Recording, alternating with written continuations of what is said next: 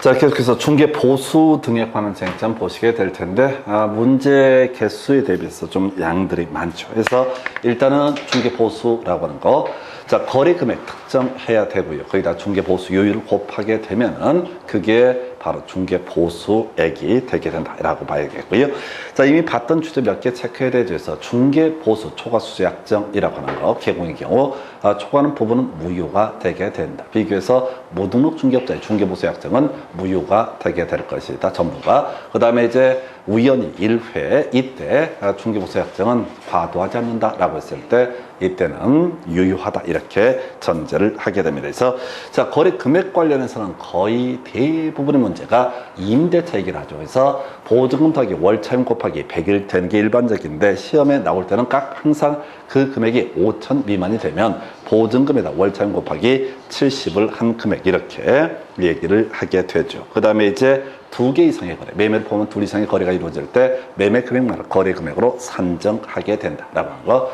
중개 보수 요율이라고 합니다. 주택과 주택 외 중개 대상물로 구분을 하게 됩니다. 그래서 주택에 있어서 매매 교환 천문의 구인에서 협의해서 정하게 될 테고요. 그 다음에 시도 조례가 정하는 요율을 적용을 할 테고, 임대차 천문의 8 이내에서 시도 조례가 정하는 요율에서 천문의 9, 천문의 8도 이슈가 됐던 바가 있었고요. 제일 어려운 게 사무소 소재지 기준 이런 것들이 주요 쟁점. 그래서 우리가 중개사무소 개설을 하게 되면은 그런 게 있었죠. 이 중개사무소 개설이라고 하는 거. 자, 중개사무소에다가 중개보수 요율표를 표시를 해준다. 그래서 이 중개 의뢰인 중개사무소 갔을 때 중개보수 요율표를 봤단 말이야. 그러면 중개 대상물의 소재지와 주택의 경우만 한정합니다. 중개사무소 소재지가 달랐을 때 중개사무소 소재지 기준으로 소위 중개보수 요율을 적용을 하게 된다. 주택 외에 있어서는요, 오피스텔만 이슈가 되죠. 그래서 매매교환 1000분의 5, 임대차 1000분의 4. 출제 포인트 임대차 1000분의 4라고 하는 거. 이런 게 출제 이슈. 자, 문제 가지고 보겠습니다. 그래서 1번 공인중개사 자격이 없는 자가 자, 끄트머리 중개사무소 개설 등록을 하지 아니한 채 중개업을 했다. 그때 중개보수 지급 약정은 전부가 무효가 되게 된다. 1번 맞고요. 2번 중개보수 지급 시기에 대해서 약정이 없을 때 거래대금 지급이 완료된다. 오른편인데 큰 의미 없고요. 주택 외 중개 대상물에 관한 자, 중개 대상물의 중개에 대한 보수는 국토부령으로 정한다라고 할 것. 자, 주택의 중개에 대한 중개 보수는 중개의뢰인 쌍방으로 각각부터 받되 일방부터 받을 수 있는 한도 매매 1000분의 9 이내로 한다. 오른편. 자, 답 5번인가요? 대상물의 소재지와 중개사무소 소재지가 달랐을 때는 바로 어디? 대상물의 소재지가 아니라 중개사무소 소재지라고 할 거라. 그래서 요거 5번 어려운 주제 되겠습니다. 그래서 자, 사무소 소재지 상당히 어렵습니다. 해서 답은 5번. 그 다음 주제 가지고 살펴보도록 하겠습니다. 자, 중개 보수 등에 관한 설명, 옳은 것을 고르시오라고 해서 개공과 중개의뢰인 간에 약정이 없을 때 중개보수 지급 시기, 자, 대금 지급이 완료된다. 근데 1번 틀렸고요. 이런 것 외우려고 하면 안 돼. 2번 공인중개사 법령에서 정한 한도를 초과하는 중개보수 약정은 초과하는 범주 내에서만 무효라고 하는 거에서 오른편. 무등록 중개업자 나오면 전부가 무효. 3번 주택외 중개 대상물의 중개보수 한도 시도 조례로 정한다. 그래서 틀렸죠. 주택외에는 국토부령에 따른다라고 할 것. 국토부령. 그 다음에 4번 개업 공인중개사 계약금 등 반환 채무 이행 보장에서 실비가 소요되더라도 실비 받을 수 없다 해서 뭐 이제 저런 거죠. 등기상 증명서 발급 받았다. 그러면 그런 것들 실비라고 이렇게 얘기하면 실비도 받을 수 있다. 중요치 않고요. 똑같은 주제 나와 있잖아요. 중개 대상물 소재지와 사무소 소재지가 달랐을 때 대상물 소재지라고 해서 자, 틀리게 구성이 됐구나. 그래서 자, 지금 답은 저거였구나. 2번 가지고 뽑아는 케이스가 되겠습니다. 해서 이렇게 보셨고, 자, 그 다음에 세 번째 이슈 보겠습니다. 자, 중개보수 한도 계산 등에 관한 설명 틀린 것은 해서 자, 분양권이라고 하는 거, 분양권에 자, 거래 금액이 뭐냐라고 했을 때 자, 이렇게 갔었죠. 계약금, 중도금, 프리미엄을 합산한 금액에서 요거 틀렸어. 총 분양대금 아니야. 총 분양대금. 예를 들어서 아파트를 6억에 분양을 받는다라고 했을 때 계약금 예를 들어서 1억, 중도금 2억 이런 상태에서 이게 분양권이거든요. 이게 이제 이것을 가지고 갑이라는 사람이 지금 이제 예를 들어서 3억을 꼬라 박았어. 여기다가 프리미엄 1억 더해서 4억에 팔았다. 그러면 이제 분양받는 사람이 나머지 금액 3억을 다시 납입을 해야지 완벽하게 아파트 소유권을 취득을 하게 될 것인데, 자, 바로 계약금, 그 다음에 중도금, 계약금, 중도금, 그 다음에 프리미엄 해서 계중프라고 하는 거, 계중프라고 하는 거. 자, 그래서 계중프라고 하는 거 나중에 세법에서 기준시가할 때 한번 출제가 됐었죠. 그래서 이 부동산을 취득할 수 있는 권리, 양도소득세 계산할 때 어떻게 할 것이냐라고 했을 때 먼저 거래자 그 양도 금액을 특정을 해야 되죠. 불프라고 해서 불입한 금액과 프리미엄을 합산하는 금액 같은 얘기죠. 계약금 플러스 중도금이 불입한 금액이 되게 될 테고, 그 다음에 프리미엄을 합산하는 금액에서 다시 갑니다.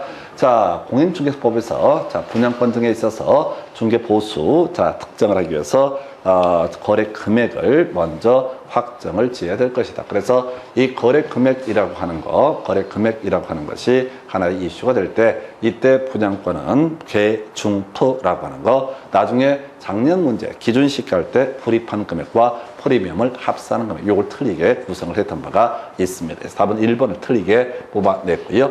교환계약 큰 쪽을 채택한다. 동일한 중개 대상물, 매매를 포함한 둘 이상의 거래가 동일 기회에 이루어지게 되면 이때는 매매 금액만을 거래 금액으로 자 계산을 하게 된다. 간단한 주제. 주택이 임대차 일방으로부터 받을 수 있는 중개보수 한도 거래 금액의 1000분의 8 이내로 간다. 자세한 사항은 뭘 통해서? 시도 조례를 통해서 정하게 된다. 그 다음에 중개 대상물인 건축물 중 주택의 면적이 2분의 1 미만인 경우 이때는 주택 외 중개 대상물에 관한 중개보수 규정을 적용을 하게 된다라고 해서 2분의 1 이상이 되게 되면 주택 해서 딱 2분의 1일 때 자 소비자 입장에서 중개보수가 작은 것이 주택에 관한 조항이 되게 된다. 이런 식의 구조가 되겠습니다. 그래서 답이라도 자꾸 외우셔야 돼. 계중프라고 하는 거. 이렇게 해서 28회 때 구성이 됐었고요. 또 비슷한 문제가 나오게 될 겁니다. 해서 자, 공인중개사 법령상 자 일방으로도 받을 수 있는 중개보수의 한도, 거래 금액 계산에 관한 설명 틀린 것을 해서 주택이 임대차에 대한 중개보수라고 하는 것은 거래 금액 1000분의 8 이내에서 시도 조례로 정한다. 주택은 마지막은 시도 조례로 정한다. 해서 매매는 1000분의 9 이내에서 시도 조례, 임대차는 1000분의 8 이내에서 시도 조례로 정하게 된다. 2번 아파트 분양권이라고 하는 거 계중프라고 하는 거. 자, 요때 옳게 구성을 했었고요. 자, 계중프. 3번 교환 계약의 경우 자, 큰 쪽에서 어렵지 않고요. 자, 주택의 면적이 2분의 1 이상일 때 전부에 대해서 주택의 중개 보수에 관한 규정을 적용한다. 그 다음에 이제 오피스텔 답이 되겠죠. 오피스텔의 임대차 국토부량을 보게 되면 이때는 1000분의 4라고 하는 거. 그래서 답을 5번으로 구성을 하게 됩니다. 그래서 이렇게 논의를 삼아냈었고요. 그 다음 주제 가서 확인을 해 보도록 하겠습니다. 자, 기업 공인중개사의 중개 보수 등에 관한 설명 틀린 것을 고르시해서 실비 받을 수 있다. 뒤만 살살 보는 거야. 2번 거래 대금 지급이 완료된 날로 한다. 중요치 않은 주제. 3번 자 주택 외 중개 대상으로 중개 보수 국토부령 자 그리고 중개의뢰인 쌍방으로부터 각각 받게 된다. 자, 4번 기업 공인중개사의 고의 과실로 중개의뢰인 간에 거래가 해제가 되면 더 이상 중개보수를 받을 수 없다. 자기 잘못으로 해제 취소가 됐을 때 그렇고요. 5번 자 중개 대상물인 주택 소재지와 중개 사무소 소재지가 다를 때 주택 소재지에서 틀렸죠. 해서 중개 자 사무소 소재지라고 하는 거. 이것도 지금 3번인가 구성이 되고 2번 답을 뽑았던 주제가 되겠습니다. 해서 중개 사무소 소재지라고 하는 거예요. 답은 5번 이렇게 보시고요. 그 다음 계산 문제부터 구성이 되는 게 몇 개가 있네요. 그래서 자, 이 주택에 대해서라고 되어 있습니다. 매매 임대차를 동일기에 중개하는 경우 일방 당사자로서 받을 수 있는 중개보수의 최고 한도액이라고 하는 거. 자, 매매 대금이 1억 8천 끝났습니다. 그래서 1억 8천이 되게 될 테고요. 자, 이때 중개보수 주택 매매에 있어서 2억 미만이 되니까 0.5% 그래서 90만 원까지 받을 수가 있는데 문제는 한도액 얼마? 80만 원. 그래서 이 문제 답은 80만 원까지만 받을 수가 있다. 이렇게 계산을 하게 됩니다. 그래서 답은 1번 이렇게 가는 거예요. 되게 문제는 복잡해 보이는데 실제 그냥 암산해서 해결할 수 있을 만큼 간단하게 구성합니다. 그래서 일 없이 쳐 있고 이러면 안 돼요. 그래서 문제를 보면서 바로 답을 추론해 낼 수 있게 본다. 그 다음 주제 살펴보도록 하겠습니다. 자, 기업 공인중개사가 X시 소유하는 주택의 면적이 3분의 1인 건축물에 대해서 25일 때 문제고요. 개쓰레기 같은 문제가 되겠습니다. 주택의 면적이 3분의 1이다 라고 하면 이건 주택에 관한 중개보수 규정을 적용하지 않는다. 주택 외 중개 대상물에 관한 중개보수 규정을 적용을 한다. 이렇게 가는 거야. 그래서 지금 매매하고 임대차가 동시에 이루어지고 동일인 간에 매매대금은 얼마입니까? 1억이 될 테고요. 그래서 주택 외 중개 대상물에 관한 중개보수 규정, 자, 국토부령으로 정하고요.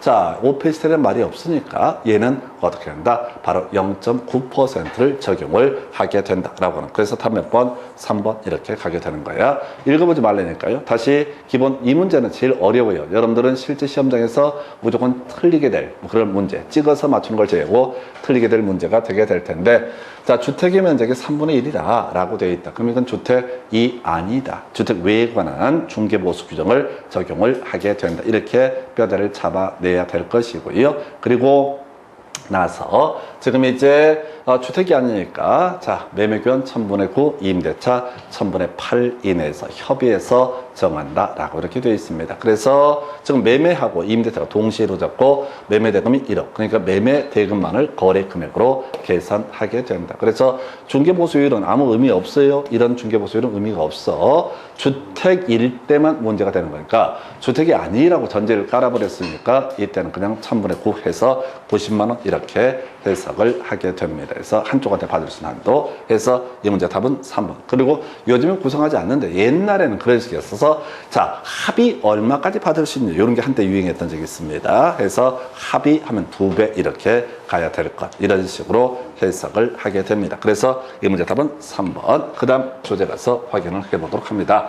자, 기업 공인중개사 갑이 의뢰 일반 주택을 6천만 원에 매매를 중개한 경우 갑이 이 주택을 보증금 1,500, 월차임 30으로 임대차를 한 경우 각각 받을 수 있는 중개보수 최고 한도액의 차액이라고 하는 거. 자, 6천만 원입니다. 매매가 6천이면 중개보수율 0.5% 주어져 있습니다. 0.5%. 그럼 일단 30만 원이라는 금액이 나오게 될 것이다.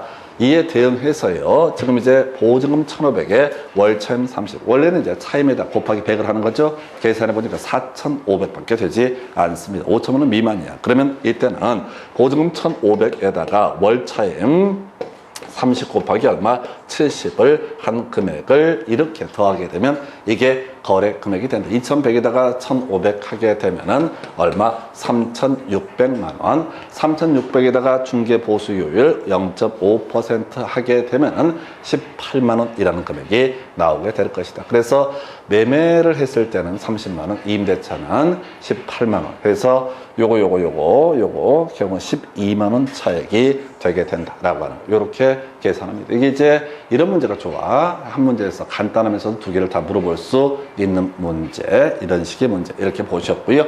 하나 더 검토 드리게 될 것이 자, 바로 오피스텔 임대차 나와 있습니다. 다른 거 볼 거 없어. 무조건 오피스텔 나오게 되면요, 뭐를 물어본다? 임대차를 물어볼 수밖에 없다. 오피스텔에서 임대차 해서 미리 답이 정해져 있다고. 오피스텔 임대차는 얼마? 1000분의 4라고 하는 거. 그럼 이제 거래 금액만 특정을 하면 되는데, 자, 보니까 보증금 2,000원, 월차임 25만 원. 그래서 꼭 4,500. 그래서 5,000원 안 되게 세팅을 해줘요. 그래서 2천만 원에다가 자, 25만 원 곱하기 얼마? 70 이렇게 가게 되죠. 그래서 지금 2,000에다 25 곱하기 70 하게 되면 7호 30. 자, 35가 되는구나. 7호 35, 7이 14라고 하면은 자, 얼마지? 175 해서 1750 해서 2천만 원에다가 1,750만 원 하면 3,750만 원. 여기다가 자, 중개보수율 0.4%가 되죠. 오피스텔 임대차는 얼마? 국토부령이 정하는 것이고, 자, 0.4% 하면 4, 5, 20, 4, 7에 28 하면 3될 테고, 4, 3, 12라고 하면 15만 원인가요? 그래서 답은 얼마? 1번 이렇게 계산하면서. 계산은 별 문제가 안 돼. 이건 좀 산수가 지저분하게 구성이 된 사례다. 그래서 지금 오피스텔 임대차 가지고 이 매매는 1000분의 5고요. 임대차 1000분의 4라고 하는 거예요. 그래서 이렇게 해서 답은 1번으로 구성된다. 해서 여기까지가 중개 보수에 관한 주제. 잠시 끊었다가 이제 매수 신청 대리 보겠습니다.